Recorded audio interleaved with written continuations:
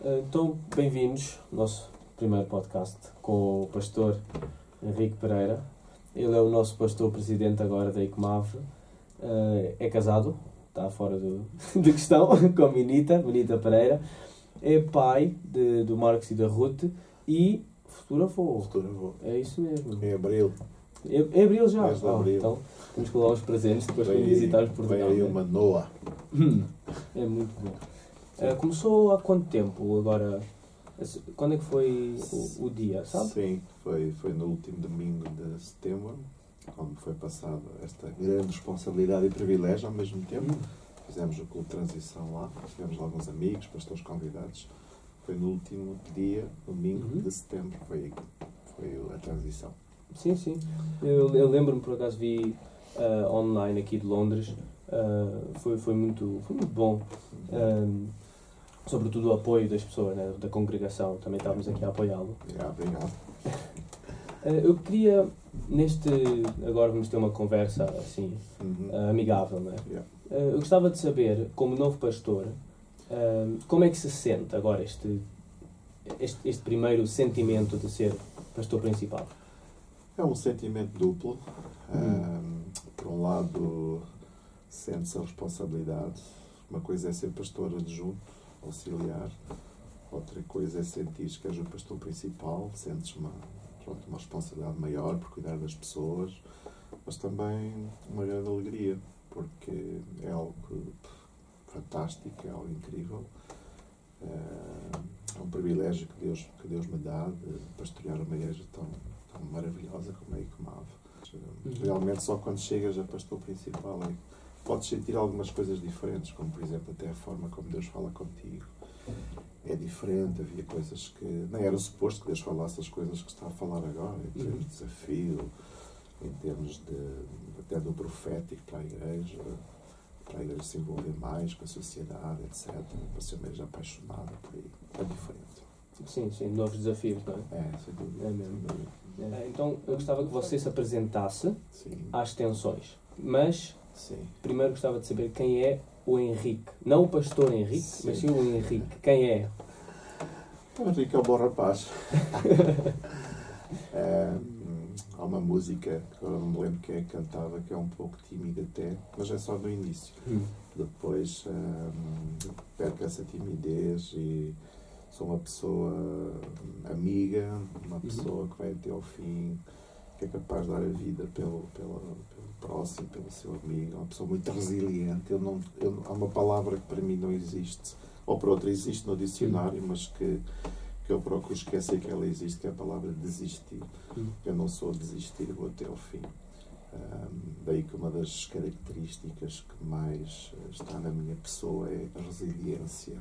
Eu sou muito resiliente. As pessoas dizem que eu também sou simpático, não sei se concordas ou não com isso, mas fundamentalmente são estes os traços da minha personalidade, enquanto o Henrique. É bom. Yeah. Do meu caso vou dizer, sim, é simpático. Pouco lhe conheço. Pouco lhe conheço, realmente é um homem simpático e desde que chegou vim-lhe a conhecer melhor. Mas agora eu gostava de saber como é que é o pastor Henrique, no seu status de pastor, na sua forma de ser, pastorear, como é que é? Assim, David, é tudo, assim, de ser o pastor Henrique é tudo aquilo que é o Henrique. No entanto, aquilo que acresce é que o pastor Henrique tem uma paixão incrível por Cristo. Digamos que acrescenta ainda mais essa paixão pela igreja, pelas pessoas. É alguém que serve, que quer servir a igreja, é alguém que ama a igreja, é alguém que deseja o melhor para a igreja. Eu criei alguns hábitos para orar pela própria igreja. Todos os dias à noite eu tiro uma hora certa para orar pela igreja. Eu costumo orar. A minha oração tipo é: Deus abençoa a tua igreja, desde o mais jovem, desde a criança mais jovem até ao irmão mais idoso. Isto em termos da igreja, não é? Por isso o pastor Henrique é alguém que ama profundamente a igreja e que deseja cada vez mais ser um melhor pastor. Basicamente é isso. É bom. Realmente é bom ter que expresse o seu coração, né? Porque mesmo as tensões que queremos ouvir, o que é que nos está a guiar, não é? Claro. E ao abrir isso assim, realmente sentimos que está a chegar a nós também, não é? Sim, quando eu... Eu gostava de, antes de passarmos assim para o tema principal, desde que se tornou pastor principal, eu sei que leva muitos anos no ministério, mas agora, como pastor principal, tem algum sonho que tenha mudado, ou tem alguma missão, visão que possa ter chegado agora? Ou isso já vem de ser pastor auxiliar de antes? Sim, portanto, eu portanto, trabalhava com o pastor Carlitos há muitos anos, há mais de 20 anos, e aprendi a caminhar com ele e sonhámos juntos. E há sonhos que, digamos, que passaram para mim, mas que é continuidade. Embora eu saiba que eu não posso fazer igual, mas é absolutamente saudável que a ICMAV, nesta fase, também possa sonhar os sonhos de Deus, aquilo que Deus tem, coisas novas, etc. Não é? Daí que esta visão de aprofundar mais a Igreja com Propósitos, porque nós somos uma Igreja com Propósitos, como tu sabes, não é? Sim. No entanto, ainda há muitas coisas, e eu nestes últimos meses tenho-me reunido com o pastor Rogério, que é a pessoa que eu agora escolhi para ser o coordenador dos propósitos da Igreja. E um dos meus sonhos, digamos, novo nesta altura, é aprofundar mais a visão, fazer a Igreja perceber melhor o que é a Igreja com propósitos, apostar em pessoas, potenciar pessoas, para que algumas pessoas que estavam a fazer coisas mais gerais, agora eu estou a trazê-las mais para fazerem coisas mais específicas dentro dos propósitos. Digamos que para já há coisas que Deus já me falou, mas há coisas que ainda não chegou a hora, não é? Deus irá falar com certeza à medida que os meses e os anos forem correndo.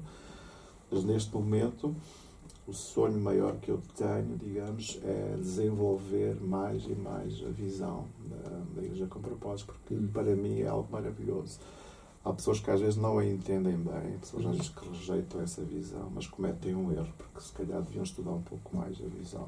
Sim. Porque esta visão, ou esta estratégia, digamos assim, é uma estratégia para pastorear a própria Igreja.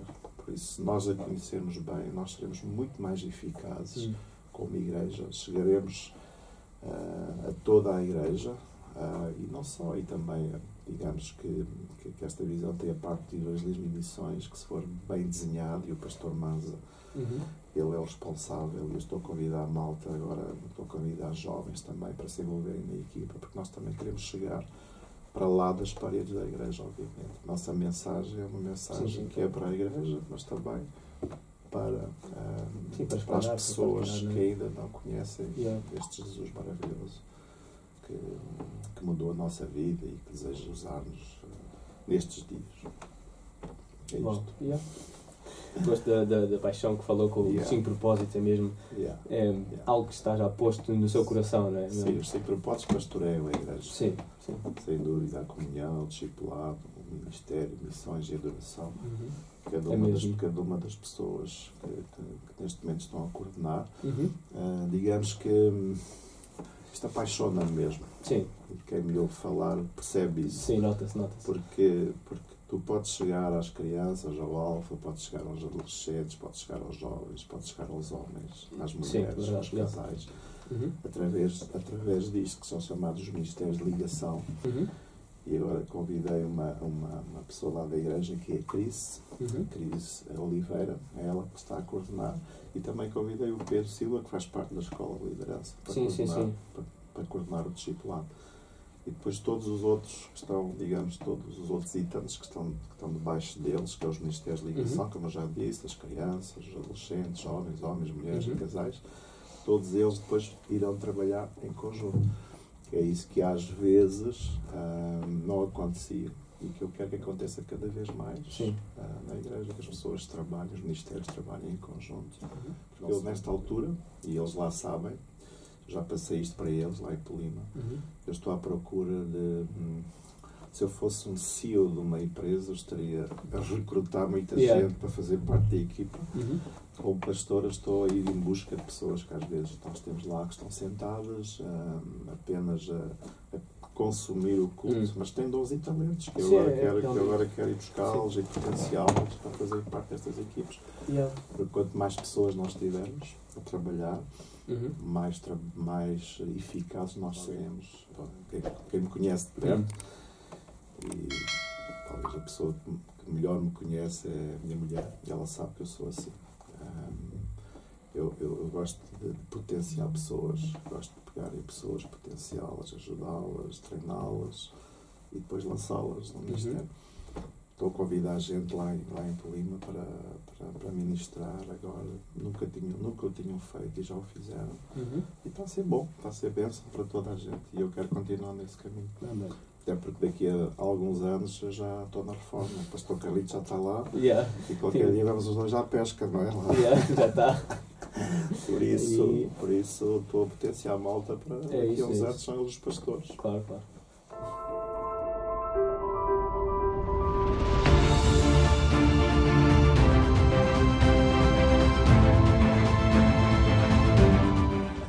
O tema principal, eu gostava de dizer que é entrando no ministério.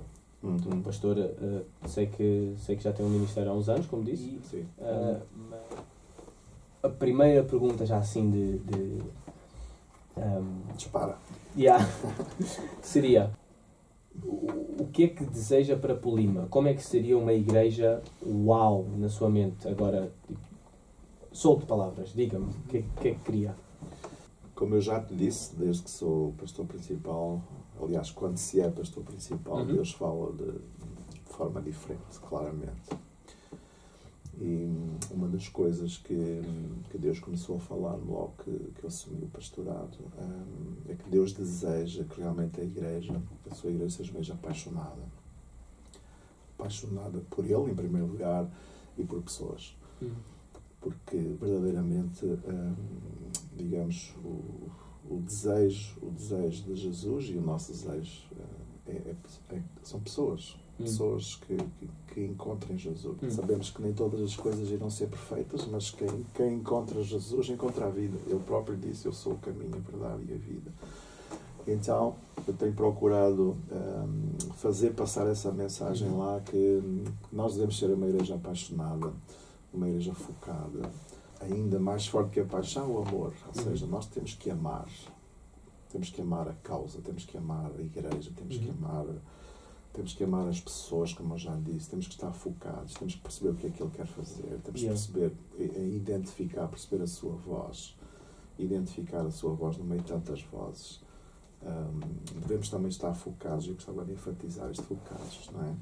Ou seja, qual é o nosso foco? O nosso foco é servir, é amar as pessoas, o nosso foco é trazer as pessoas para o Evangelho, o nosso foco é fazer com que o propósito de Deus para a vida dessas pessoas seja cumprido. E nós temos essa responsabilidade através do que falamos, do que pregamos, do que ensinamos, do que vivemos, fundamentalmente. Sim. Porque as pessoas, uma coisa que eu já percebi é quando tu estás a falar com alguém, tu já deves também ter percebido isso, é que se tu não estás a ser autêntico, as pessoas vão perceber isso e vão deixar de te ouvir. Sim. Amor, paixão, foco, sermos nós próprios, deixarmos... uma coisa que Jesus odiava no seu tempo eram os religiosos, não é? Porque eles sabiam alguma coisa da lei, ou digamos, daquilo que deveria ser feito, como deveria ser feito, a forma correta é diferente, eles não o faziam. E quando tu sabes e não fazes, as pessoas vão perceber isso. Às vezes nós pensamos que não percebem, as pessoas percebem, se tu não estás a ser sincero, autêntico. E é isso que eu tenho passado muito à igreja. Por isso, para responder à tua pergunta, eu quero uma igreja apaixonada, uma igreja que ama as pessoas, uma igreja focada, uma igreja de alto compromisso. Sei que isto é um processo, obviamente. Eu já percebi isso, já tinha percebido isso antes. Agora, como pastor principal, eu percebo que é um processo. Mas, como eu disse no início, como eu sou muito resiliente, eu não vou desistir. Eu vou continuar a ensinar, a ensinar e a ensinar. Por acaso, o pastor Carlitos teve teve cá o ano passado, agora estamos em 2023, já teve cá o ano passado, né? E ele foi muito bom ter... Ele vai estar cá em fevereiro. Sim, ele volta em fevereiro. Para o aniversário da igreja, é verdade. Ele teve cá, foi muito bom também ter um tempo assim 1 a 1. Neste caso não houve podcast, mas vai haver. Sim, faz favor. Não, mas foi muito bom saber, e ele também notava-se que ainda, mesmo que estivesse a terminar o ministério, ele também tinha um grande amor pela ICMAV, e continuava a ter, e queria mandar só assim um abraço para o nosso pastor Carlitos, porque ele não saiu, né? Beijinho para ele. Ele segue lá a bombar. Eu gostava de saber se tem algo neste tempo onde tiveram juntos, passaram tempo, tem alguma história onde ele pudesse lhe incutir o que era ser um pastor principal, o que era ter este legado, no sentido, esta responsabilidade, que quisesse partilhar. Sim, digamos que ao longo destes 24 anos que nós trabalhámos juntos, no início nós conhecíamos-nos, digamos, de ter ouvido falar um do outro, mas quando ele chegou, começou a desenvolver-se uma amizade muito forte. E nos tornámos grandes amigos. Digamos que ele provavelmente é o meu melhor amigo. É a pessoa que eu me habituei a chamar de meu pastor. Que, aliás, ele será o meu pastor, já lhe disse isso. O pastor precisa de um pastor, ele vai ser o meu pastor até ao fim, já disse isso a ele, ele sabe. Mas ao longo destes anos nós tivemos... essa tua pergunta não tem uma história isolada, digamos. Sim. É uma história completa de todos estes anos, porque nós sempre, quando chegamos àquele nível de sermos mais do que colegas, nós chegamos a um outro patamar, que é de sermos grandes amigos. E nessa amizade que se fortaleceu e que chegou a um ponto incrível, na brincadeira eu até lhe chamo o meu mano mais velho, com respeito e com carinho, sabe disso. Mas houve sempre muitas histórias que ele foi passando para mim. Aliás, o pastor Carlitos, ele usa muitas histórias nas suas mensagens, nas suas pregações. Essa é uma das formas da boa comunicação, e nós temos sempre boas histórias para podermos passar, para podermos contar às pessoas, porque isso cria empatia, não é? Então ele foi passando muitos exemplos do ministério dele, muitas histórias do passado que foram entrando, foram encaixando em mim, foram me ajudando. Coisas boas, coisas más. Por exemplo, isto é público, toda a gente sabe o que aconteceu com a filha, com a Ruth. E uma das coisas que me marcou, e essa pode ser a tal história que tu querias, é quando tudo aquilo aconteceu, o pastor Carlitos, ele nunca deixou de ser a referência, o farol para ela. Apesar de, naquela altura, ela estar a vivenciar experiências mais negativas na vida dela, o pastor Carlitos nunca entrou numa postura de rejeição da sua própria filha. Nunca. Eu estive com ele muito perto. Podemos dizer que eu chorei com ele, ri com ele nessa ocasião. E uma das coisas que passou para mim dele, né, foi isso. Ele ficou sempre como uma referência. E isso foi muito importante para a Ruth. Até porque quando a Ruth voltou, ainda há pouco tempo, numa das reuniões, ela fez, não sei se vocês aqui ouviram, ela fez referência a isso. Foi muito importante nunca ter visto o pai ausente. Sim. Ou seja, o pai, ainda que sofrendo, como eu vi e assisti, ele sempre foi o pai que estava ali. Estava ali à espera dela, preocupado com ela, continuando a amá-la. Eu nunca lhe disse isso a ele, mas eu percebi que a dada altura ele colocou a foto da Ruth no telemóvel. Sim, de fundo, naquela foto de fundo. Sempre que ele pegava no telemóvel, desbloqueava, tinha a foto. Então aquilo foi algo que...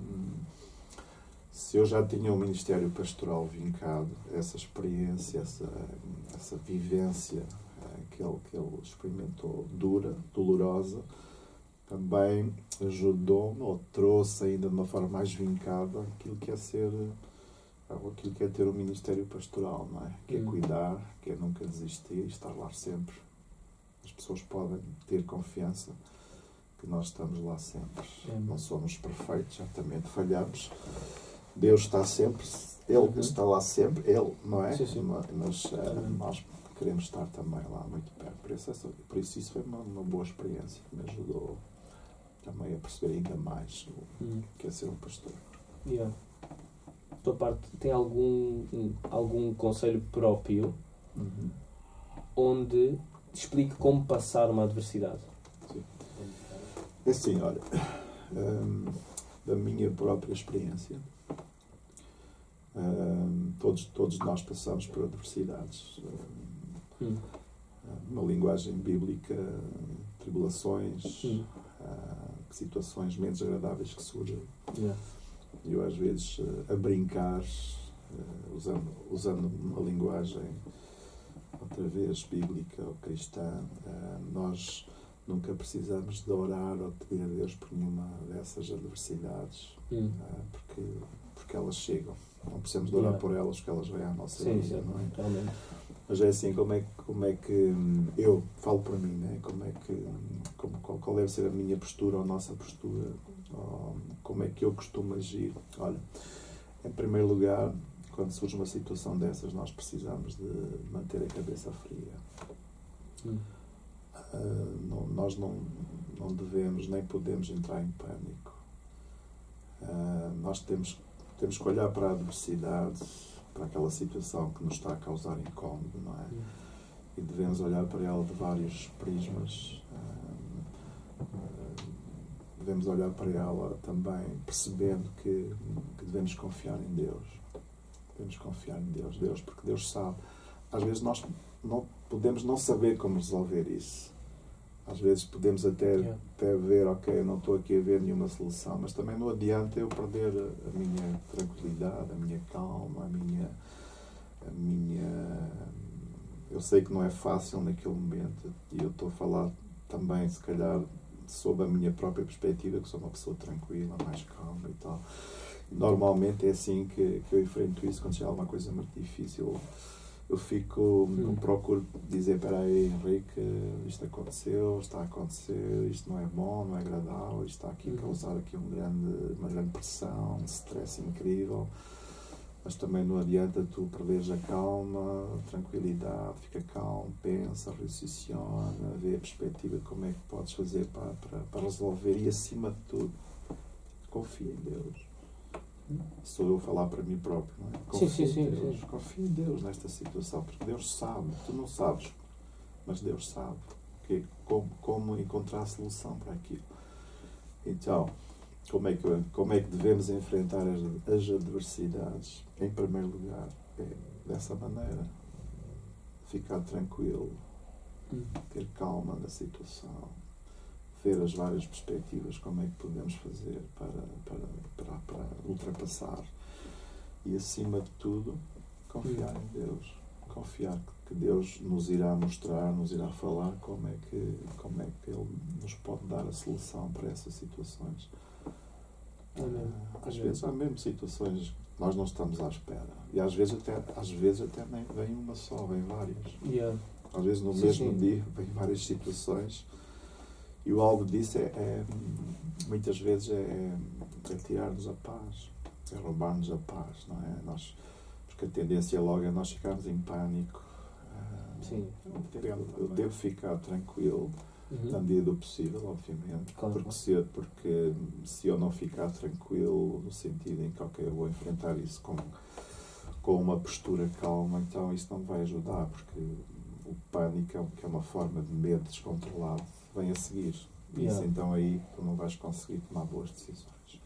Se eu sou um cristão, eu vou orar a Deus para que Ele me ajude a confiar. Se eu ainda digamos assim, não partilho dessa fé, então ainda assim eu devo ter calma, procurar também conselho de amigos que me podem ajudar.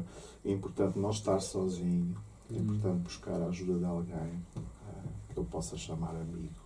não é? Que certamente me vai ajudar a enfrentar essas adversidades. Aliás, a própria Bíblia fala disso, que não é bom nós irmos sozinhos, porque se um cair, o outro amigo o pode levantar. É verdade. Então, é por aí. Esta é a maneira como eu costumo fazer. É o conselho que eu posso deixar aqui. Também gostei muito que comentou que o versículo diz tem que ser dois para apoiar-se um ao outro, porque senão cai. Também acho que é um versículo muito chave para pessoas que têm, estão a passar por situações. Sim, sabes que a vida é uma corrida, é uma jornada. E costuma-se dizer, se eu for sozinho, eu chego mais rápido, não é? Mas se eu for acompanhado, eu chego mais longe. Não é? E aqui o alvo da nossa jornada, o alvo da nossa corrida é chegar longe. Às vezes nós podemos chegar rápido, mas não atingir os objetivos da nossa jornada. Por exemplo, nesta questão das adversidades, se eu vou sozinho, vai ser muito mais difícil eu conseguir chegar longe. Mas se eu estiver acompanhado com uma pessoa que eu possa chamar amigo, ou irmão, ou mano, não é? Que é uma expressão muito usada hoje, principalmente na malta nova. Então aí nós estamos bem, estamos mais seguros, porque é exatamente isso que a palavra de Deus diz, porque a dada altura, se me acontecer qualquer coisa e eu cair, ou tropeçar e ficar ali, se eu tiver um amigo, alguém que me ajude, essa pessoa pode vir e levantar-me, metaforicamente falando. Sim. E às vezes literalmente. Às vezes muitas também. vezes. E nós podemos seguir e chegar longe, porque o alvo aqui é chegarmos ao nosso destino, não é? Até aquele propósito que Deus tem para a nossa vida. E as adversidades fazem parte. Mas também faz parte vencê-las e seguir em frente. É isso. Eu acho que a Igreja parou de formar aquelas missões grandes de evangelismo onde toda a Igreja sai. Eu acho que está-se a focar um pouco no 1 a 1, não acha? Isso, a minha opinião, acho que seria no dia a dia, no trabalho, em casa, na escola. Eu vejo muitos jovens a irem à escola e falarem com o amigo. Mesmo o meu irmão tem 12 anos e ele vai à escola e fala com o amigo. Então, mas tens problemas, mas Jesus realmente, não é? Qual é que acha que como está a haver esta transição de evangelismo muito grande e estridente para algo mais... Missões, não é? Sim, tipo, como está a ser mais pessoal, como é que acha que é uma boa forma de abordar a novas pessoas no íntimo, no 1 a 1, para poderem evangelizar? Sim. A visão da Igreja com Propósitos, ela ensina que cada crente é um ministro, ou seja, cada crente neste caso, é um evangelista, cada crente é um missionário. Pronto. E vendo por essa perspectiva, embora eu acredite que a outra visão que estamos a falar, de mandar missionários e ter agências missionárias e tudo isso para missões transculturais e por aí fora, eu também acho que isso deve continuar e tem continuado e nós próprios defendemos isso também, que isso pode ser uma realidade. Ainda agora nós estivemos lá na igreja uma conferência missionária e tivemos missionários que estão na Índia, que estão na Turquia, e eles vieram e desafiaram Malta, se quisessem ir lá. Eles têm programas de um mês, 6 meses, de 15 dias. Tem vários programas para as pessoas irem lá conhecer a realidade e quem sabe, sei lá, Deus poder falar com eles tornarem-se missionários transculturais noutros países, etc. Essa é uma visão que ainda é uma visão, digamos, efetiva. Sim, posta em prática ainda. Hoje está em dia e deve continuar. Mas aquilo que estavas a falar é aquilo que na visão da Igreja com Propósitos é que cada crente é um ministro e quando nós podemos discipular, evangelizar e depois discipular alguém mano a mano, eu acho que a forma como nós devemos começar isso é através da amizade. Quando nós temos pessoas, e todos nós temos amigos que não conhecem Jesus ainda, eu acredito que acima de tudo devemos buscar primeiro orar por eles, apresentar eles a Deus, para depois apresentar Deus a eles, não é? Quando nós oramos e buscamos a Deus e o Espírito de Deus, o Espírito Santo, que nos ajude, que nos inspire, a Bíblia diz também que nesse momento Deus vai colocar na nossa boca as palavras certas, não é? Mas quando nós chegamos, como às vezes algumas pessoas faziam, de querer logo ir com tudo, às vezes estragamos mais do que fazemos bem. Por isso, respeitar a pessoa, respeitar o espaço dela, tornar-nos amigos de uma forma autêntica, não é? E depois passar também a mensagem, a palavra para eles. Essa, para mim, é a estratégia certa.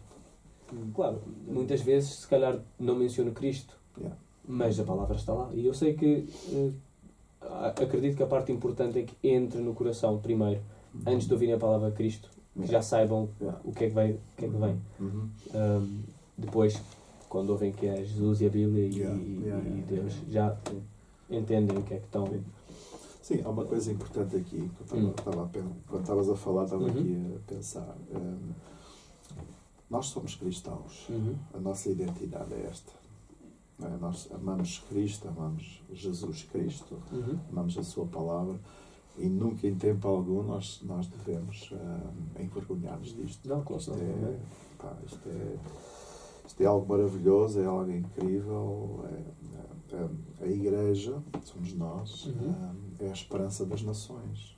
Quem tem a mensagem que pode mudar a vida das pessoas, somos nós. É a palavra de Deus, não é? Agora, a forma, ou as formas, ou as estratégias como nós podemos chegar à vida das pessoas, aí o Espírito de Deus, o Espírito Santo, como eu disse, ele vai nos mostrar a melhor forma, como tu exatamente estavas a ilustrar isso.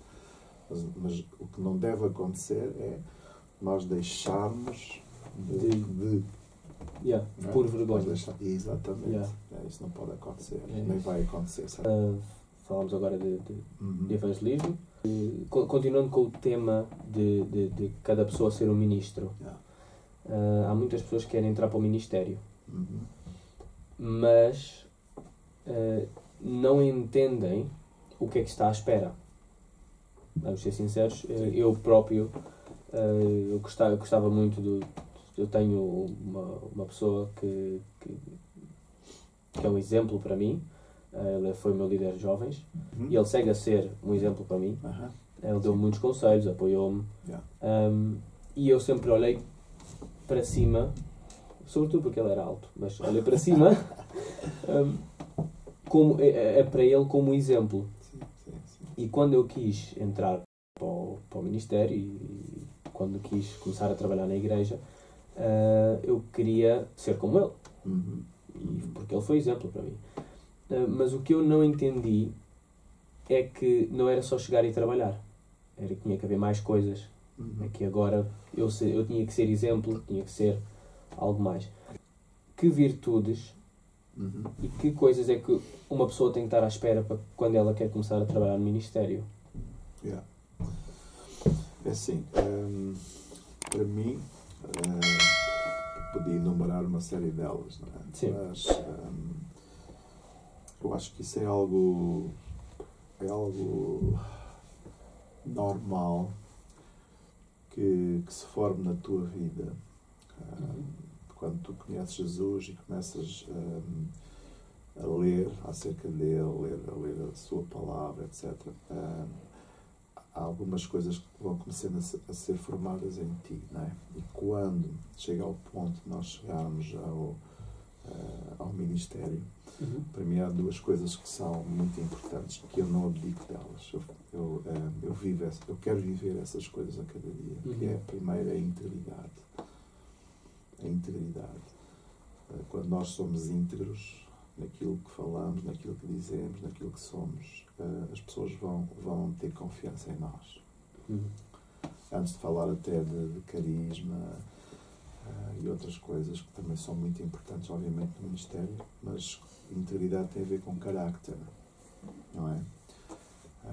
E se tu tens muito carisma, mas não tens carácter, isso acontece às vezes com pessoas. que nós até podemos conhecer que se falharmos nesta área, nós podemos afastar mais as pessoas até do que elas se aproximarem. Não é? Por isso, integridade, ser íntegro, para mim, faz com que as pessoas possam confiar em ti. E a outra coisa é a autenticidade.